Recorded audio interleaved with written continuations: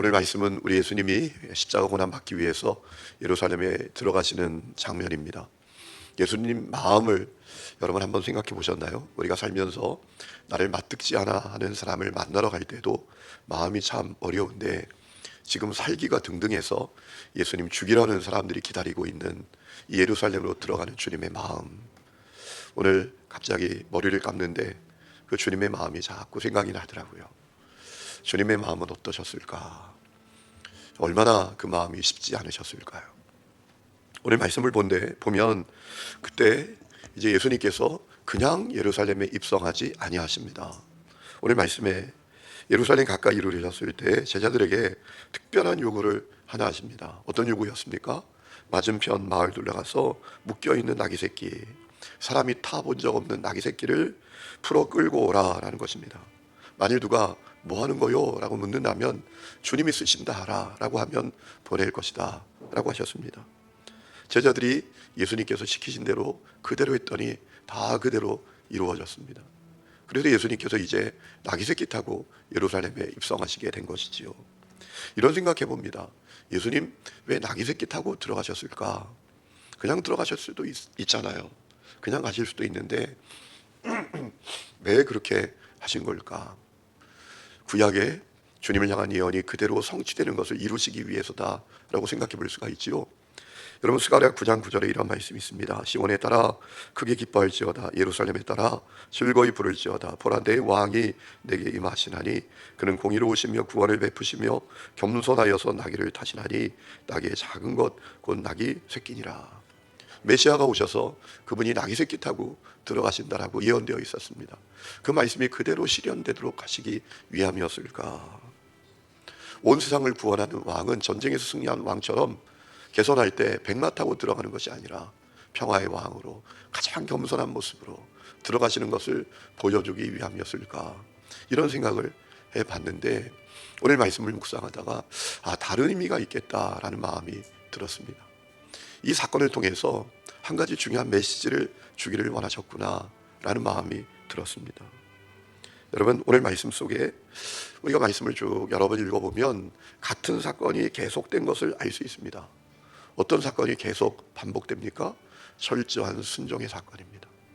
철저한 순종의 사건이 반복이 됩니다.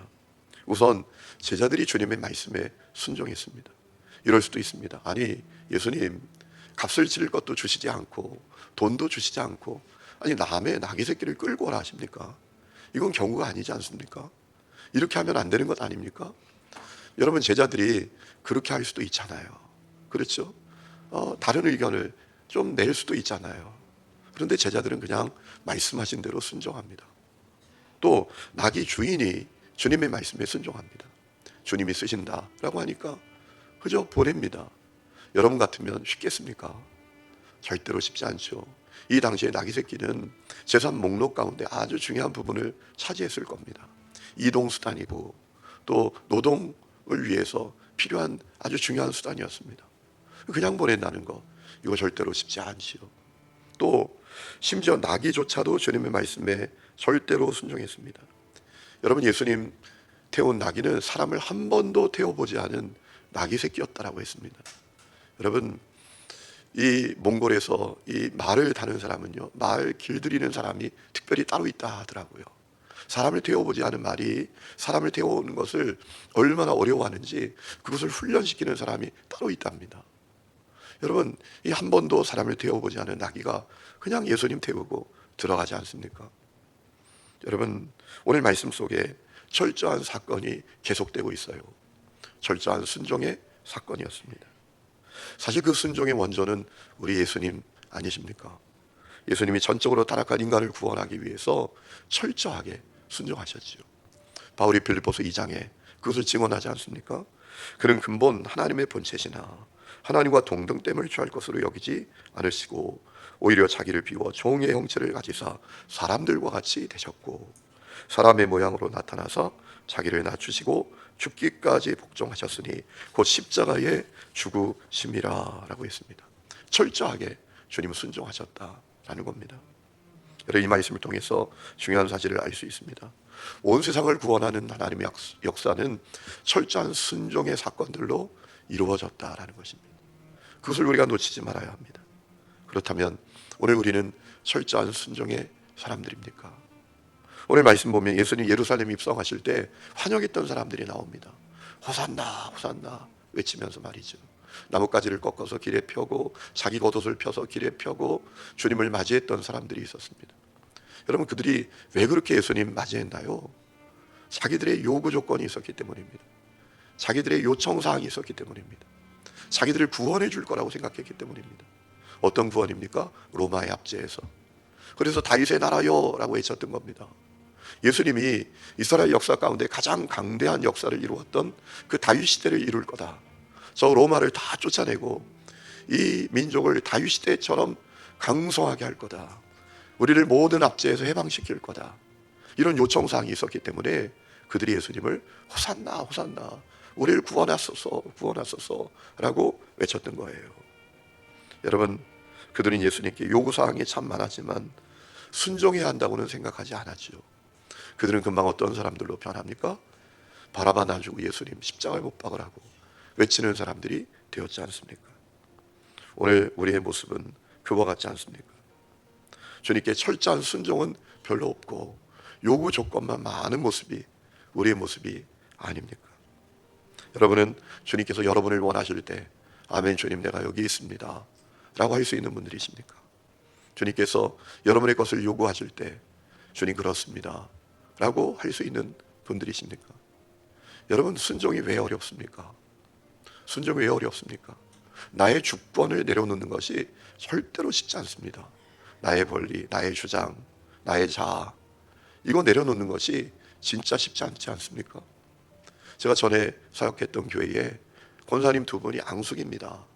아주 물과 기름 같아요. 그 출발이 어디에서 시작됐는지 아시나요? 주방에서 일하다가 의견 차이로 한 사람은 콩나물국 끓여야 된다고 그러고 한 사람은 시금치국 끓여야 된다고 그러고 이거 주장하다가 너 그렇게 잘났어? 이런 상태가 된 거예요. 여러분, 우리가 우리 자신의 주권을 내려놓는 것이 얼마나 어렵습니까? 쉽지 않죠. 그래서 순종이 어려운 거예요. 제가 이제 다음 주부터 안식년을 좀 가지려고 하다가 전쟁의 여파 또 여러 가지 이유로 좀 미루게 되었는데요. 제가 안식년을 하면 꼭 해보고 싶었던 게 하나 있었습니다. 뭐냐면 저를 아무도 모르는 데 가서 배달 알바를 한 달 해봐야지 이런 마음이 들었어요.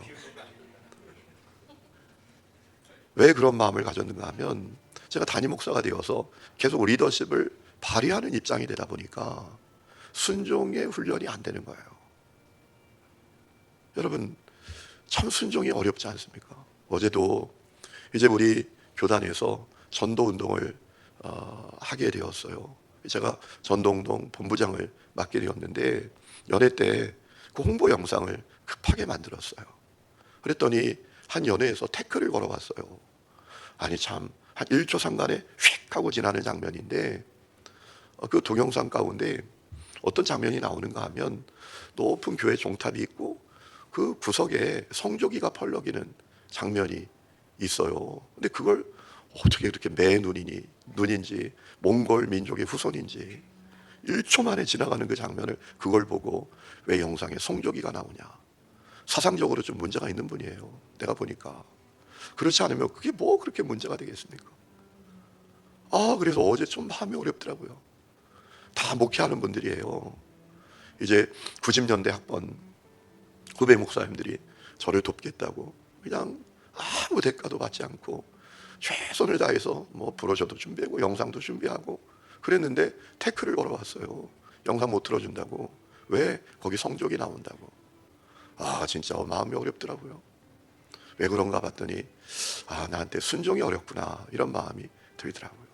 순종이 왜 어렵습니까? 나의 권리, 나의 주장, 나의 자아 이게 내려놓는 것이 절대로 쉽지 않습니다. 그래서 순종이 어렵지요. 그래서 하나님의 역사가 거기 희미한 거죠. 여러분, 하나님의 역사는 순종의 역사를 통해서 이루어집니다. 그런데 우리에게 순종이 없으니 하나님의 역사가 없는 거예요. 사람의 역사만 가득한 것입니다. 여러분, 오늘 말씀을 통해서 우리가 이 말씀 놓치지 말아야 돼요. 온 세상을 구원하는 하나님의 역사는 철저한 순종의 사건들로 이루어졌구나. 제자들이 순종했고, 나귀가 순종했고, 나귀 주인이 순종했고, 우리 예수님이 순종하셨고. 여러분, C.S. 루이스가 신앙생활이 뭐냐, 기독교 신앙을 갖는 게 뭐냐, 한마디로 정의했습니다. 순종의 학교에 입학하는 거다 라고 했습니다. 오늘 우리에게 철저한 순종이 있는지 잘 돌아볼 수 있는 은혜가 있기를 주의 이름으로 축원합니다.